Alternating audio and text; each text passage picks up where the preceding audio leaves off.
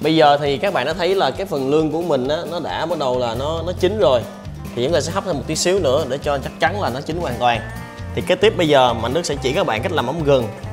Cách làm mắm gừng để mà cho ăn kèm với món lương này các bạn ha. Cái mắm nó cũng rất là quan trọng, tại vì mỗi cái món đồ ăn nó có một cái sauce riêng biệt của nó. Cho nên là mình không có thể nào mình dùng một cái sauce cho tất cả được, đúng không? Cho nên cái này là mình chỉ mắm gừng với cái gì trong đây nữa. Thì cái này là mắm gừng, là cái công thức cũng giống như vừa rồi á, là Mạnh Đức đã chỉ cho bạn trong những cái số trước á, là cách làm mắm xả chanh. Thì cái công thức cũng y chang vậy, mà thay thế mình sẽ thay thế bằng gừng thì nó sẽ đơn giản. Các bạn nhìn vô bạn sẽ thấy rất đơn giản và dễ làm ha bạn ha.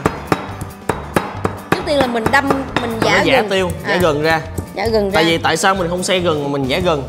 Khi mình giả gừng á thì cái gừng mình sẽ thơm hơn, nó cay hơn. Cái nước gừng nó ra nhiều hơn. Đúng rồi chị. Và nó sẽ văng nhiều hơn. Chị biết không, gừng nó rất là đặc biệt, là trong những cái món mà món hải sản á, những cái gì hải sản á, gừng giúp cho mình ăn á nó khỏi bị đau bụng, nó ấm bụng.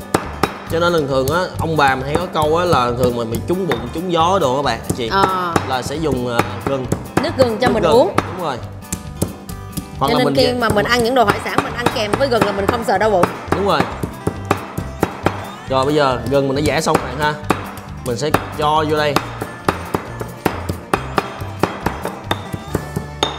Mình sẽ cho vô đây là gì? Em sẽ lấy cái muỗng để em làm. Đông nước mắm phải không? Chính xác chị. Đi theo Mạnh Đức một thời gian làm bé Tí sẽ trở thành đầu bếp kỳ cựu. Mình sẽ cho vô đây là 2 muỗng nước mắm. Không phải nước mắm này. Nước mắm nấu sẵn.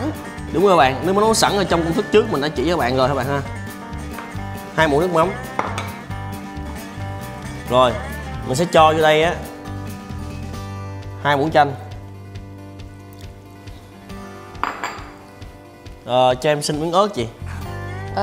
Ớt tương phải không? Dạ, ớt tương con gà. Đây. Rồi, thì công thức này mấy bạn lần trước mình đã chỉ các bạn rồi ha bạn ha. Rồi, 1 muỗng ớt gà, con gà là xong rồi. Đây là một chén mắm gừng tuyệt vời, đảm bảo với các bạn luôn. Các bạn ăn các bạn sẽ còn ghiền nữa, còn mê mẩn cái nước chấm này. Vì cái nước chấm này nó rất đặc biệt. Cái đây công thức chuẩn mà gần như mình đã thử rất là nhiều lần. Mình suy ra đây công thức có thể áp dụng được cho rất nhiều loại đồ ăn. Khi nãy thì bé Tí cũng thấy Mạnh Đức dùng thêm một lần nữa là cái nước mắm kẹo như vậy. Thì trong những cái show trước mỗi lần mình làm những cái nước chấm đó mình cũng dùng cái loại nước mắm này, nước mắm nấu sẵn. Thì mình có thể mình nhắc lại cho quý khán thính giả là cái cách làm nước mắm nấu sẵn này như thế nào không? Cái nước mắm nấu sẵn này á, các bạn thì các bạn sẽ lấy tỷ lệ là 1 mắm 2 đường.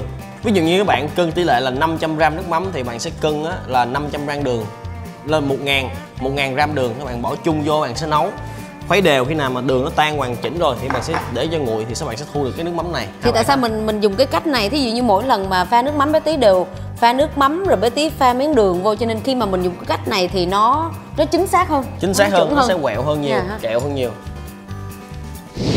Bây giờ chúng ta sẽ bắt đầu, chúng ta sẽ lên món này các bạn ha. Chúng ta sẽ ăn kèm với cái này là ăn kèm với làm ức cơm. Mình có thể ăn kèm với bún hoặc là những cái món khác được không? Được, hay là phải là cơm? Mình thể ăn kèm với lại bún hoặc là cuốn với bánh tráng, rất là nhiều thứ. Nhưng hôm nay là mấy lần trước là mình đã chỉ các bạn ăn một số cái kiểu, là bây giờ mình sẽ chỉ các bạn ăn kiểu giống như ăn cơm vậy á. Thì nó sẽ thử đi, nó một cái cách nó sẽ lạ hơn nhiều ha. Không, nhưng mà ăn cơm cũng tốt, là tại vì ăn cơm chắc bụng. Còn ăn những cái món khác á, ăn mà chút kiểu này, ăn những cái món mà trang điểm vậy thì nó đói bụng, không có chắc bụng đâu. Làm bếp mà mình lên những cái món đồ ăn thì quan trọng nhất là cái trang trí đó ha. Đúng rồi chị. Mình nên trang trí làm sao mà cho nó đẹp mắt và tinh tế, thì khi thực khách họ ăn họ có một cái sự cảm nhận tốt hơn về đồ ăn và chị ha. Cái này mình sẽ ăn kèm với một số loại rau. Mình sẽ trang trí đồ ăn này kèm thêm một ít salad các bạn ha. Cái đó là kale đó. Kale các bạn. Dạ đúng rồi. Chúng ta sẽ lấy một ít lá quế. Chúng ta sẽ cắt thật là nhuyễn các bạn ha. Cái mùi lá quế cũng rất là hay đó. Thay vì là lá chanh mình để vào lá quế ha. Không, mình sẽ bỏ lên cho phần của nước mắm rồi. Mình sẽ trang trí đây một ít nước mắm gừng.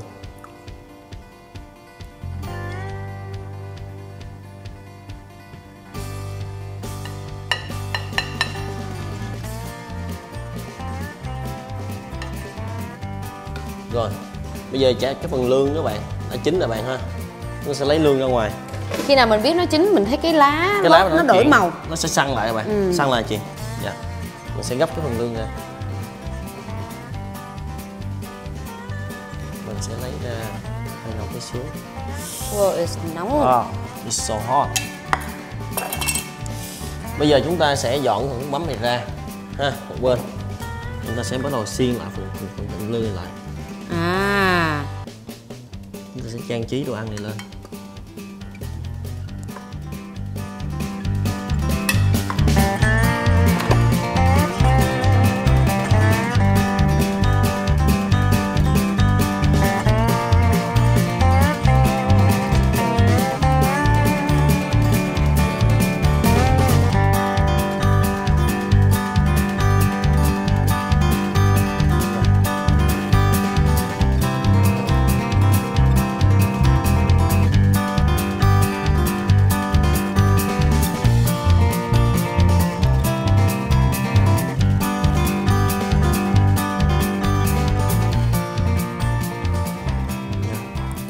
quế rớt cái kia. Chúng ta sẽ lấy một ít quế các bạn, mà em cắt đó. Mình sẽ để xung quanh này. Rồi, đây là món chả lương ăn kèm với lại cơm nha các bạn.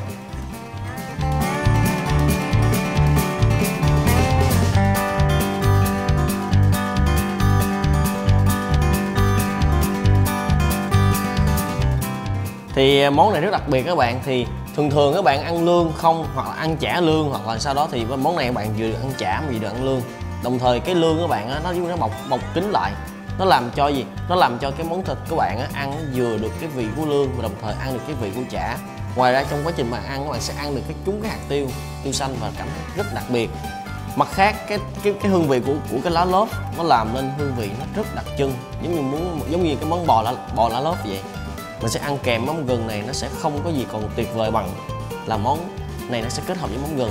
Và món gừng, cách mà mình Đức đang chỉ với bạn đây, cái đây là cách đơn giản nhất và nó làm cho món gừng mình nó ngon nhất mà hồi xưa giờ ông bà mình hay làm. Và đặc biệt gừng là phải đâm nha quý vị. Lương thì theo Mạnh Đức có diễn tả sơ đó, thì khi mà mình ăn lương thì cái thịt lương nó rất là bùi. Thêm vào đó cái chả mà khi mà Mạnh Đức làm cái chả đó, Mạnh Đức dỗ cho thật là mạnh, và những cái món nêm nếm nó làm cho cái chả nó dai. Cho nên là thưa quý vị, cái món này mà có thêm lá lốt quấn vào nữa thì cái mùi lá lốt nó thấm vào cái thịt của lương với cái thịt của chả, làm cho cái mùi vị rất là ngon. Và đây là chả lương lá lốt. Rất cảm ơn quý vị đã theo dõi chương trình Cùng Nhau Vào Bếp với bé Tí và Mạnh Đức.